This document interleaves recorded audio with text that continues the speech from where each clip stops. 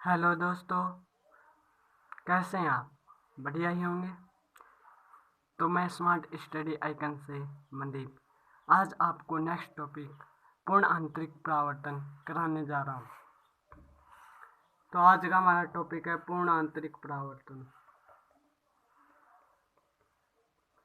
पूर्ण आंतरिक परावर्तन।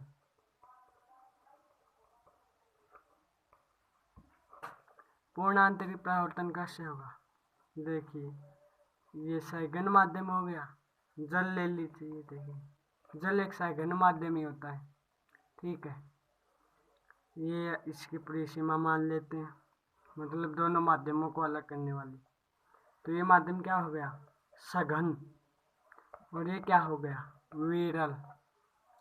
यहाँ से देखिए प्रकाश किरण में, ठीक है, अपवर्तन हुआ, सघन से विरल में जाएगी या विलंब से दूर हट गई। फिर यहाँ भी किया तो इसमें ऐसे हट जाएगी, क्योंकि ये देखिए इधर कर दिया। फिर इसके अंदर गई तो ये देखिए इसका एंगल ज़्यादा था तो ये 90 डिग्री पे रह गई। ये देखिए आपतन कोण के मान में निरंतर वृद्धि की जा रही है इसके अंदर। ये देखिए आपतन कोण है, आपतन कोण के मान में निरंतर वृद्धि की जा रही है। तो आपतन कोण का एक विशिष्ट मान प्राप्त हो रहा है जिसपे अपवर्तन कोण का मान 90 डिग्री हो जाता है। इसे हम कहते हैं क्रांतिक कोण। क्या कहेंगे हम इसे? क्रांतिक कोण। यदि इससे भी अधिक किया जाए आपतन कोण का मान तो ये पूर्ण रूप से परावर्तित हो जाती है, मीन्स अपवर्तन की घटना नहीं हो पाती। यह कंडीशन कहलाती है पूर्ण आंतरिक परावर्तन। अब इसको हम थ्योरेटिकल रूप में लिखते हैं।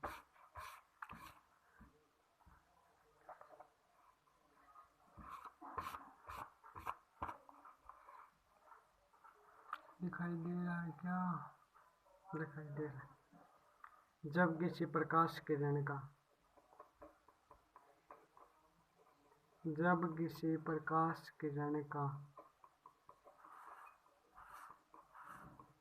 सघन माध्यम से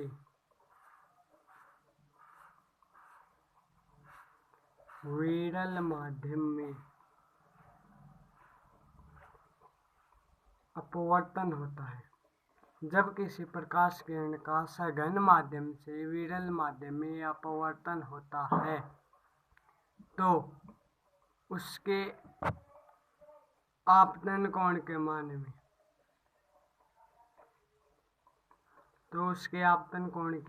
में निरंतर वृद्धि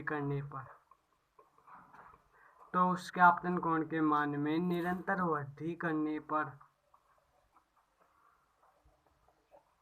आपतन कोण का उसके आपतन कोण के मान में निरंतर वृद्धि करने पर उसके आपतन कोण का एक विशिष्ट मान प्राप्त होता है। उसके आपतन कोण का विशिष्ट मान प्राप्त होता है जिस पर अपवर्तन कोण का मान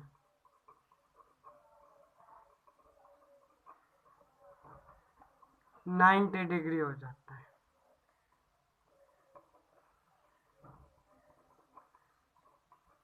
इस विशिष्ट मान को क्या कहते हैं?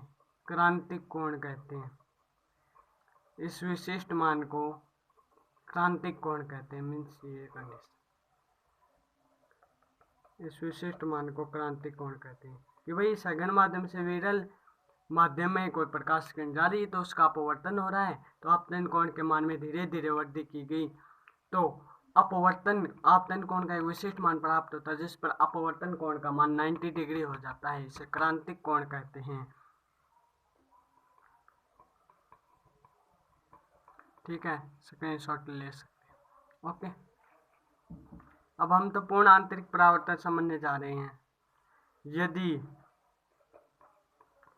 आपतन कोण का मान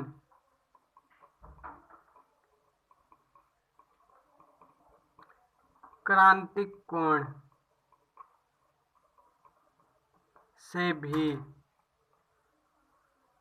यदि आपतन कोण का मान क्रांतिक कोण से भी अधिक किया जाता है, यदि आपतन कोण का मान क्रांतिक कोण से भी अधिक किया जाता है तो प्रकाश किरण का सघन माध्यम में ही, ये देखिए यहाँ ध्यान देने वाली बात ये है, सघन माध्यम में ही, सघन माध्यम में ही परावर्तन हो जाता है। ये देखिए सघन माध्यम में होगा, ना कि विरल माध्यम में। सघन माध्यम में ही परावर्तन हो जाता है। इस घटना को पूर्ण आंतरिक परावर्तन कहते हैं। मीन्स ये कंडीशन, जब आपतन कोण का मान क्रांतिक कोण से अधिक हुआ तो सघन माध्यम में ही प्रकाश किरण पूर्ण रूप से परावर्तित हो गई, तो इस घटना को पूर्ण आंतरिक परावर्तन कहते हैं।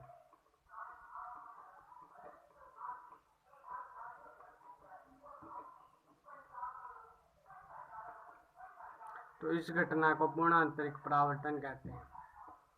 स्क्रीनशॉट लेना चाहें तो ले सकते हैं। पूर्ण आंतरिक परावर्तन पे बहुत सी घटनाएं आधारित हैं, जिसका अध्ययन अब हम करेंगे। इतनी बात आपको अच्छे से समझ में आई क्या दोस्तों? पूर्ण आंतरिक परावर्तन क्या होता है कि वे सघन माध्यम से विरल माध्यम में किसी प्रकाश किरण का अपवर्तन हो रहा है, तो आपतन कोण के मान में निरंतर वृद्धि की जाती है। तो आपतन कोण का एक विशिष्ट मान प्राप्त होता है जिस पर अपवर्तन कोण का मान 90 डिग्री हो जाता है, इसे क्रांतिक कोण कहते हैं। और यदि आपतन कोण का मान क्रांतिक कोण से अधिक कर दिया जाए तो प्रकाश किरण सघन माध्यम में परावर्तित हो जाती है। इस घटना को पूर्ण आंतरिक परावर्तन कहते हैं। ओके तो दोस्तों स्क्रीनशॉट ले लीजिए। अब मैं नेक्स्ट टॉपिक कराने जा रहा हूँ। हमारे नेक्स्ट टॉपिक का नाम है पूर्ण आंतरिक परावर्तन पर आधारित घटनाएं।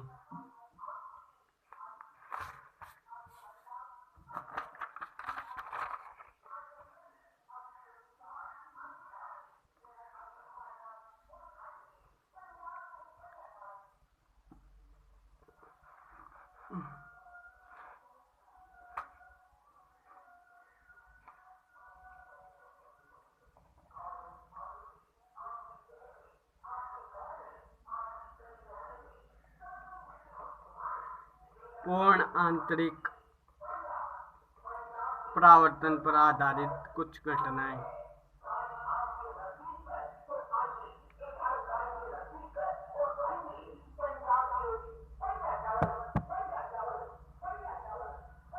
पूर्ण आंतरिक परावर्तन पर आधारित कुछ घटनाएं क्या होंगे? पूर्ण आंतरिक परावर्तन पर आधारित घटनाएं, सर्वप्रथम घटना आती है मरीचिका। इसे दोस्तों इम्पोर्टेंट टिक कर लीजिए। आज हम ओनली मरीचिका ही करेंगे और घटनाएं कल करेंगे, क्योंकि ये बहुत शानदार घटना है, इम्पोर्टेंट। मरीचिका क्या होती है पता है?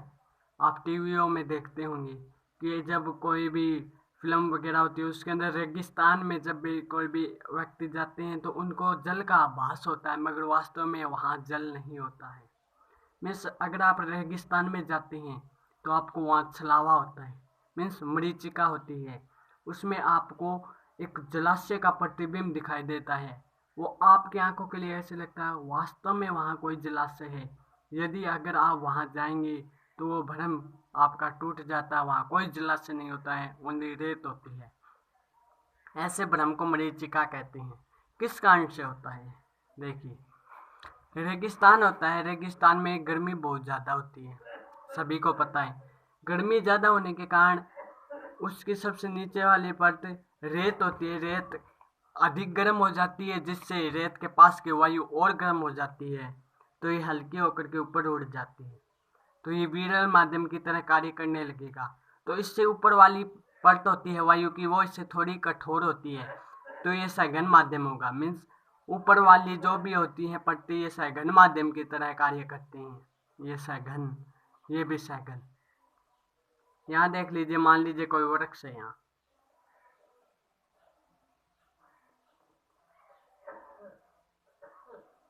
ऐसे कोई वृक्ष है, यहाँ मान लीजिए, ये दिखाई दे रहा होगा आपको, अब दिखाई, ये वृक्ष है।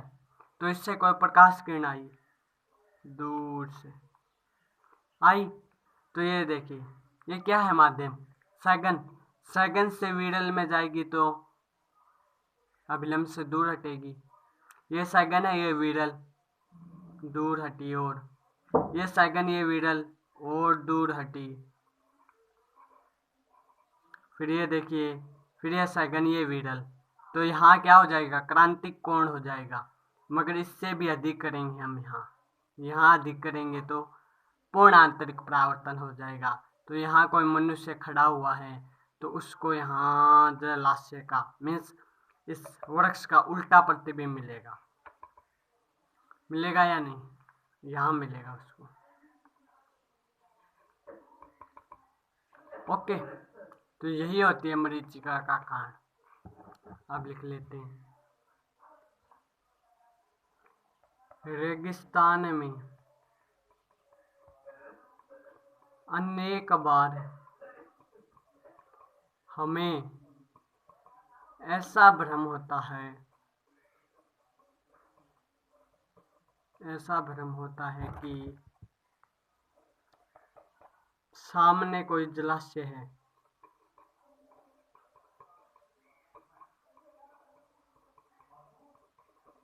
जलाशय है, परंतु वास्तव में वहां कोई जलाशय नहीं होता।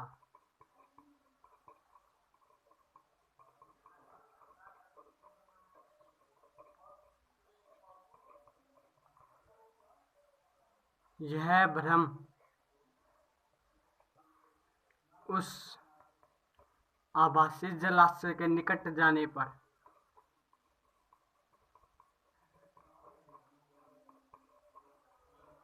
उस आभासी जलाशय के निकट जाने पर टूट जाता है।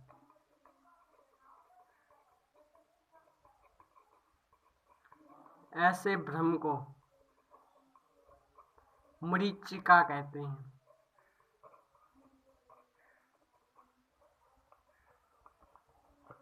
ओके, समझ में आ गया होगा, ठीक है। तो अब करते हैं क्या, इसका थ्योरिकल रूप, पूर्ण आंतरिक परावर्तन कैसे होता है। रेगिस्तान में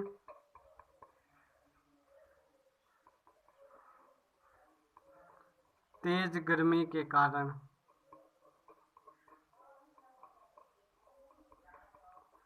रेत के नजदीक की वायु गर्म हो, वहां से हट जाती है, हट जाती है। अतः रेत के निकट की वायु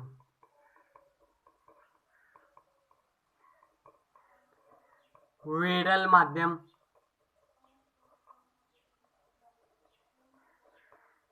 व इससे ऊपर की वायु, पट्टे लिख लेते हैं, वायु पट्टे, सघन माध्यम की तरह कार्य करती है।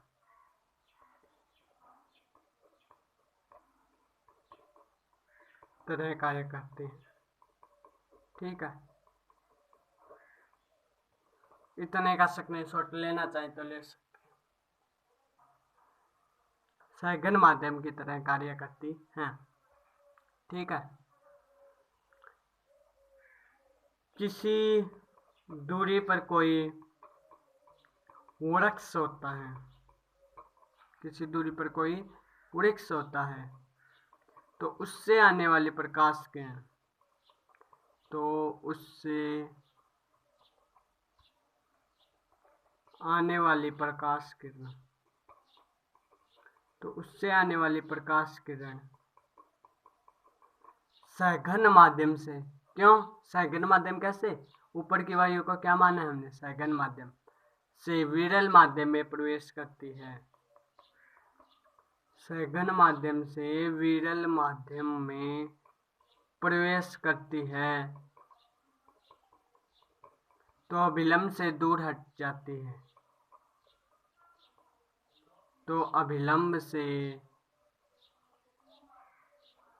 दूर हटती जाती है, हटती जाती है, क्योंकि बार बार में सेकंड से मिडल में होगा। और तब आपतन कोण का ऐसा मान प्राप्त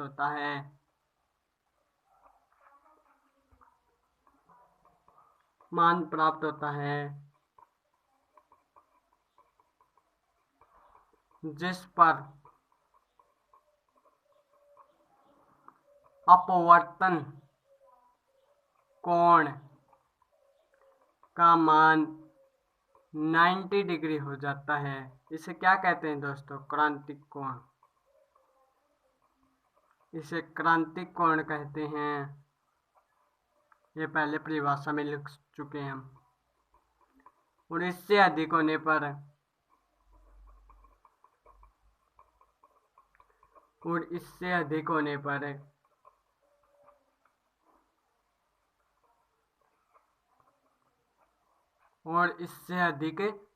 पर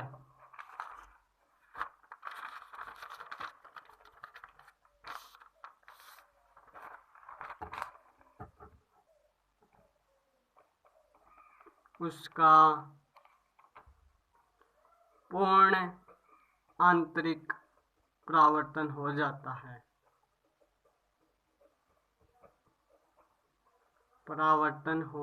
है।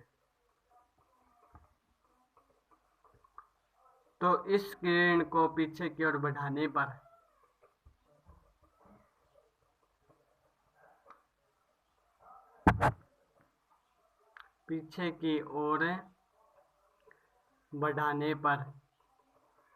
वृक्ष का उल्टा प्रतिबिंब प्राप्त होता है।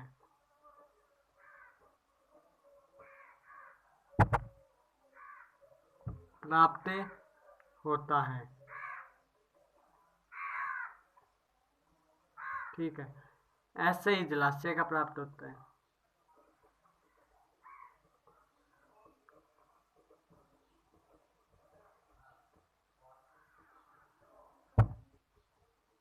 इस घटना को क्या कहते हैं? मरीचिका।